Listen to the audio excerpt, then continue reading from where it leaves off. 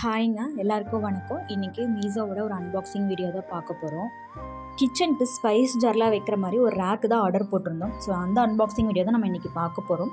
So வாங்க, quality wise எல்லாமே எப்படி இருக்குன்னு நம்ம செக் பண்ணி பார்க்கலாம். இந்த ரேக் வந்து பார்த்திங்கன்னா, இப்போ கிச்சன் வந்து ரொம்ப சின்னதாக இருக்குது, ஜார்லாம் வைக்கிறதுக்கு இடம் பத்தலை அப்படிங்கிறவங்க கண்டிப்பாக இதை வந்து ப்ரிஃபர் பண்ணலாம்.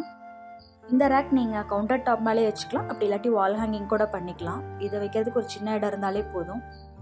இதோட மெட்டீரியல் பார்த்திங்கன்னா உட்டு தான். குவாலிட்டி வைஸ் வந்து நல்லா ஸ்ட்ராங்காகவே இருக்குது. இந்த ரேக் பார்த்திங்கன்னா டோட்டலாக 4 செல்ஃப்ஸ் இருக்கும். ஸோ இந்த மாதிரி பீசஸ் வந்து 6 கொடுத்துருப்பாங்க. கூடவே வந்து ஸ்க்ரூ கொடுத்துருக்காங்க. நம்ம ஸ்க்ரூஸ் மட்டும் போட்டு நல்லா டைட் பண்ணிட்டிங்கன்னா உங்களுக்கு வந்து நல்லா டைட்டாக செட் ஆயிரும். இதை செட் பண்ணுறதுக்கு ஒரு 2 பேர் வேணும். ஸோ டைட்டாக பிடிச்சிக்கிட்டா தான் நம்ம வந்து ஸ்க்ரூ வந்து நல்லா டைட் பண்ண முடியும். ப்ராடக்டோட லிங்க் நான் டிஸ்கிரிப்ஷனில் கொடுத்துருக்கேன், வேணுங்கிறவங்க கண்டிப்பாக செக் பண்ணி பாருங்கள். இதுலேயே கலர்ஸும் அவைலபிளாக இருக்குது. நான் ஒயிட் ஆர்டர் போட்டிருக்கேன். இதுலேயே பிளாக் இருக்குது, அப்புறம் ப்ரௌன் இருக்குது.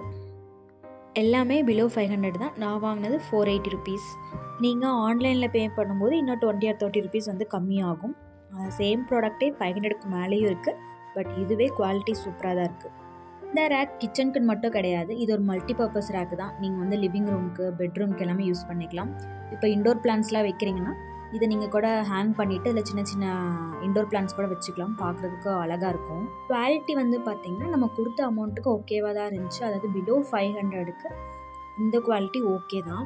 ஃபஸ்ட்டு செல்ஃப் அட்டாச் பண்ணும்போது ஸ்க்ரூ ஃபுல்லாக டைட் ஆகலை. ஸோ ரிமைனிங் எல்லாமே லைட்டாக வந்து நம்ம ஸ்க்ரூஸ் எல்லாம் போட்டதுக்கப்புறம் இதை டைட் பண்ணும்போது ஃபுல்லாக வந்து ஃபிட் ஆயிடுச்சு.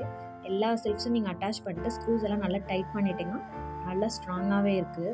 நான் எல்லாமே ஃபிட் பண்ணி முடிச்சுட்டு கிச்சனில் வச்சு உங்களுக்கு அரேஞ்ச் பண்ணி காமிக்கிறேன். எவ்வளோ ஸ்பேஸ் இருக்குதுன்னு நீங்களே செக் பண்ணி பாருங்கள்.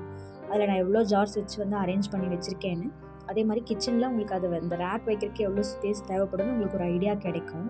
கிச்சன் சின்னதாக இருந்தாலும் இந்த மாதிரி ரேக் வச்சு நீங்கள் அரேஞ்ச் பண்ணும்போது கிச்சன் பார்க்குறக்கே ரொம்ப க்ளீன் அண்ட் நீட்டாக இருக்கும்.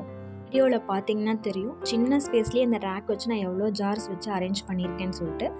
இந்த ப்ராடக்டோட லிங்க் டிஸ்கிரிப்ஷனில் கொடுத்துருக்கேன், வேணும்னா செக் பண்ணி பாருங்கள்.